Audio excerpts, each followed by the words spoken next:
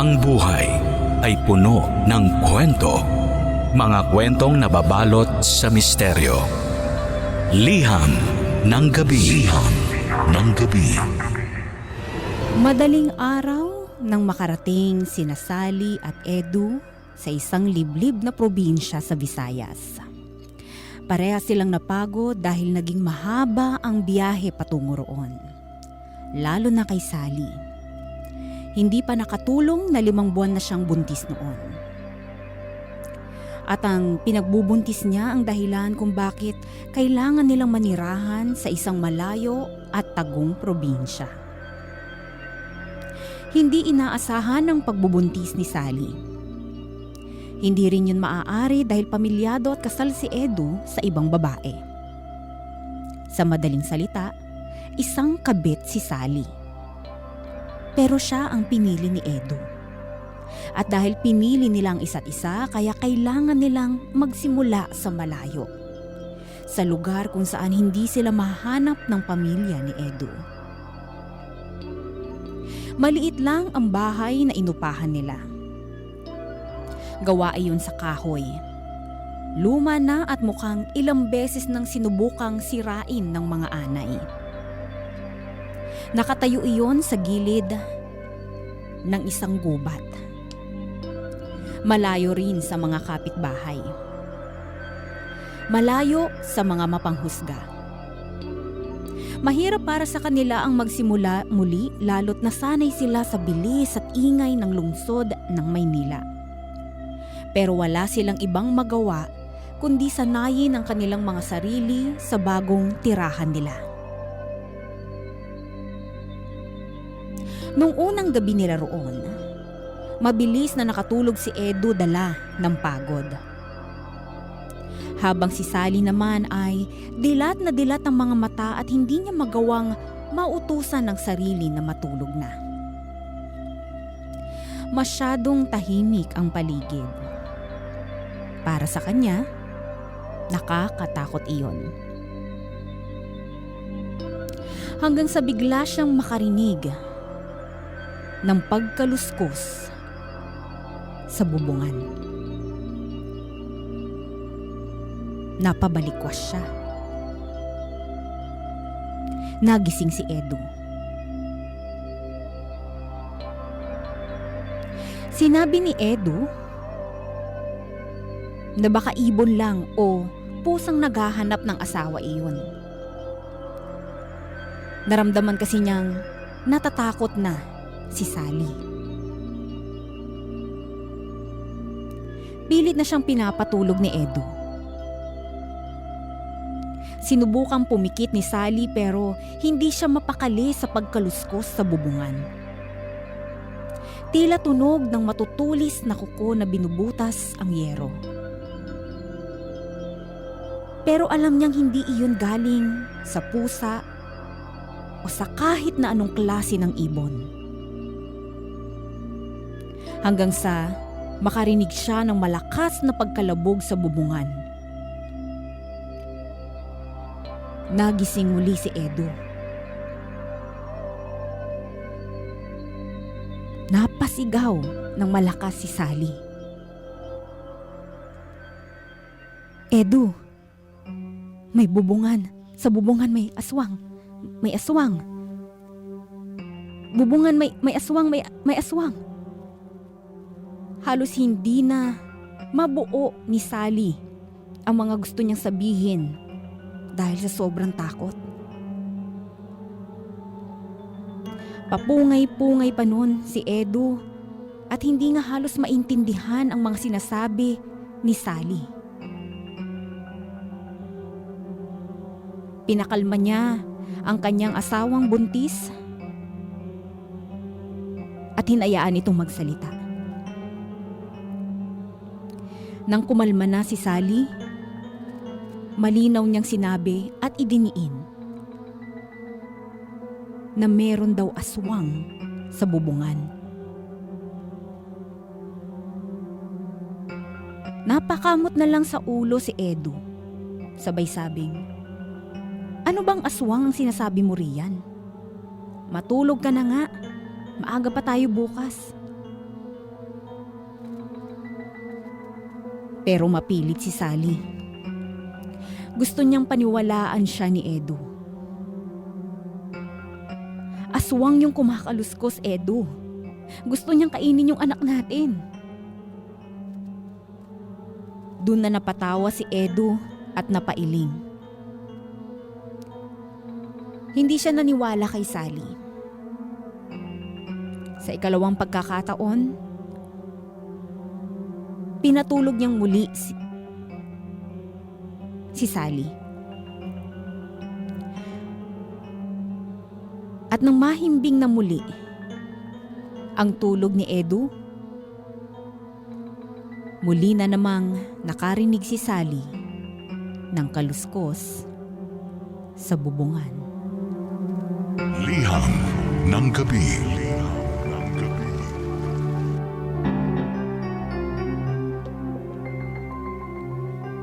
Naniniwala si Sally sa aswang. Bata pa lang siya ay panay na ang kwento sa kanya ng mga matatanda na merong umaaligid na aswang sa kanilang lugar.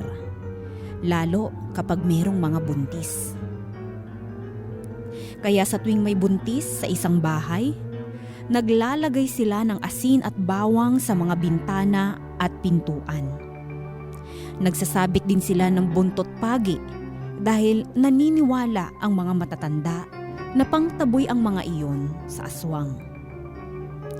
Kaya nga sa bahay ni Sally, kahit wala namang buntis ay nakigaya na rin sila sa paglalagay ng mga bawang, asin at buntot pagi. Para lang may proteksyon sila. Hindi nila alam ang takbo ng isip ng isang aswang. Baka kapag masyado itong nahayok sa laman at dugo, baka kahit hindi buntis ay mapag-interesan nito. Naaalala pa ni Sally.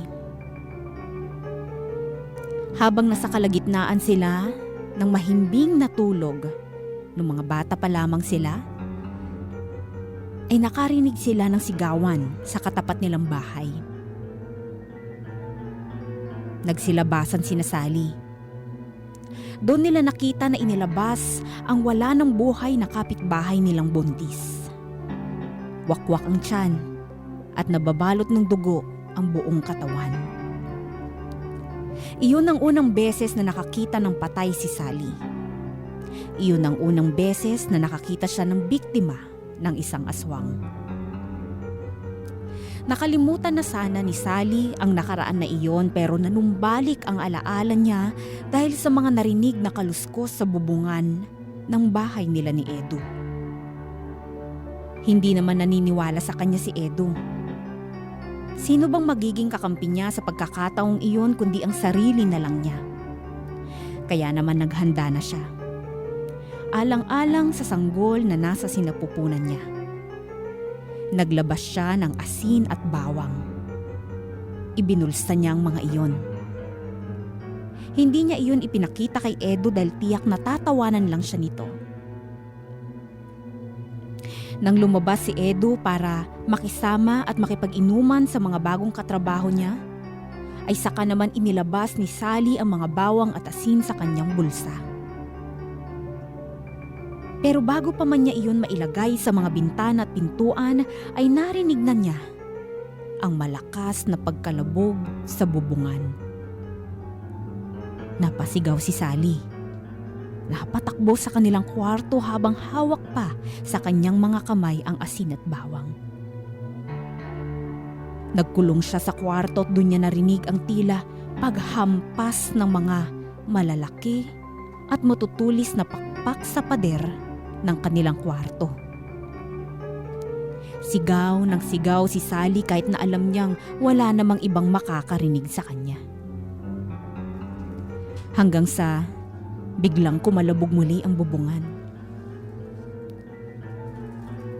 Patakbo si Sally sa bintana at agad na inilagay ang bawang doon at nagbuhos din siya ng isang dakot ng asin sa labas ng kanyang bintana. Saka mabilis na isinara ang bintana. Muli siyang tumakbo palabas ng kwarto at saka mabilis na inulit ang proseso ng paglalagay ng asin at bawang sa ibang bintana ng kabahayan. Hinuli niya ang paglalagay ng asin at bawang sa pintuan. Mabilis niyang ginawa lahat ng iyon kahit na nananakit na ang kanyang tiyan dahil sa mabilis na paggalaw. Wala siyang pakialam. Ang importante sa kanya ay masigurong ligtas silang mag-ina mula sa aswang na iniisip niya. Nang matapos siya ay biglang nawala ang kalabog at kaluskos sa bubungan.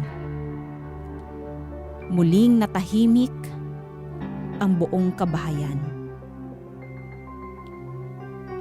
Pero hindi natahimik ang pagkalabog ng kanyang puso. Liham ng gabi.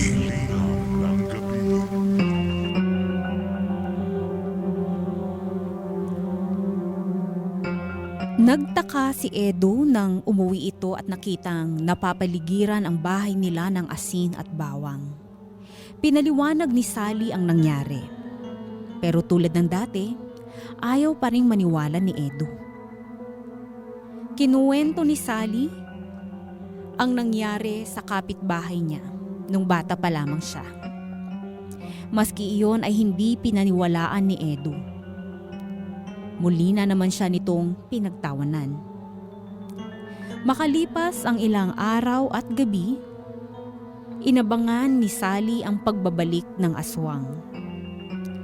Lagi siyang may nakabulsang asin at bawang.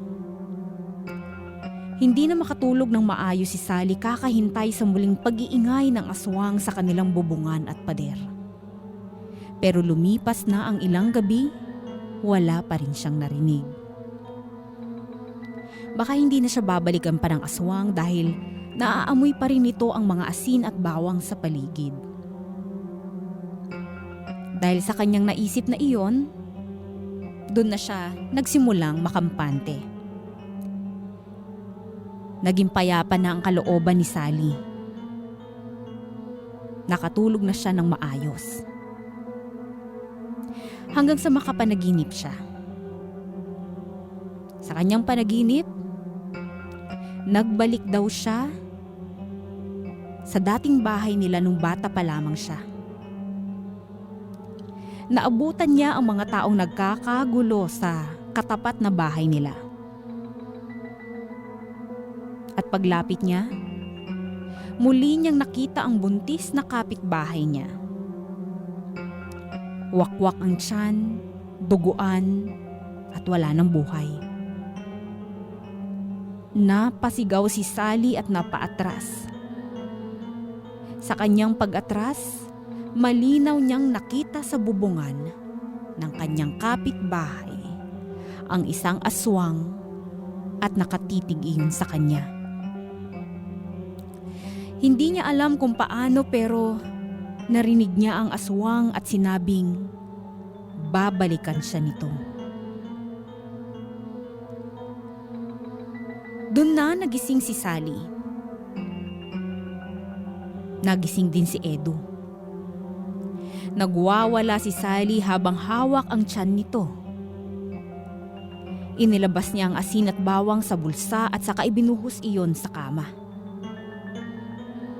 Pilit siyang pinapakalma ni Edu pero bigo ang lalaki. Sa paglipas ng mga araw napraning na si Sally. Hindi na ito kumakain at natutulog. Lagi na lang nitong hawak ang kanyang tiyan.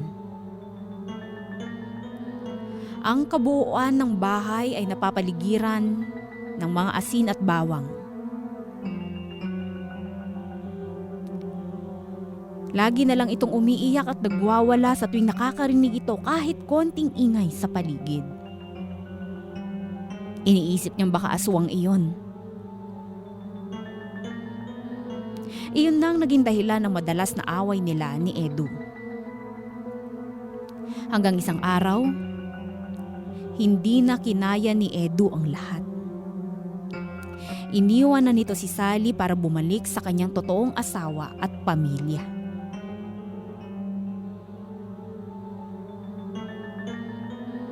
Wala nang lakas si Sally para pigilan pa si Edu. Nakahiga na lang ito sa kama. Tuloy-tuloy ang pag-agos ng luha sa kanyang mga mata. May hawak siyang isang dakot ng asin. Pero hinayaan niyang mahulog iyon sa sahig.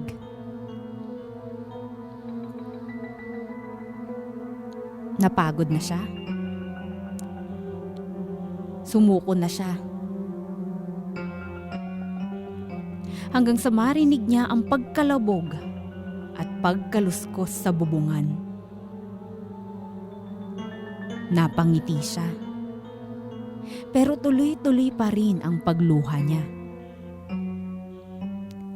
Hinawakan niya saglit ang kanyang sinapupunan at saka binitawan iyon at iginilid na lang ang mga kamay sa kama.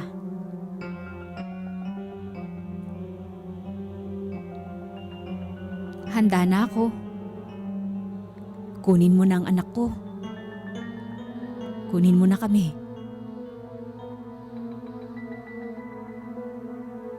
Matapang na sabi ni Sally. Kasabay ng pagpikit ng kanyang mga mata, ay siya namang pagpasok ng bisita niyang aswang na kumitil sa buhay nilang mag-ina. Liham ng gabi. Liham ng gabi.